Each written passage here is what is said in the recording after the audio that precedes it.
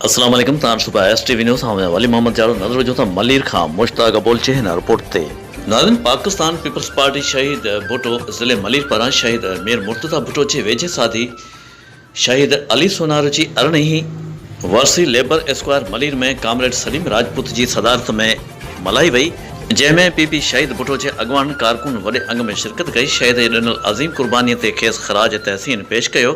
इन मौके ते ॻाल्हाईंदे पीपी शहीद भुट्टो के अगवान गुलाम नबी कबूल रोशन हाजान नज़ीर लाशारी कामरेड सलीम राजपूत हबीब गुल हुमायती रशीद रंद निसार खान यूसुफ जई बख्शल गोरिलो आज़ाद गोपांग ऐं ॿियनि चयो त शहीद अली सोनारो पार्टी जो बहादुर कारकुन ऐं असासो हुयो। ग़रीब ऐं मज़लूम तबके जे हक़नि लाइ आवाज़ उथारण जे ॾोह में खेसि शहीद करे राह तां हटायो वियो, पर शहीद अली सोनारे जे कयल तारीख़ी जदोजहद के कंहिं भी सूरत में विसारे नथो सघिजे।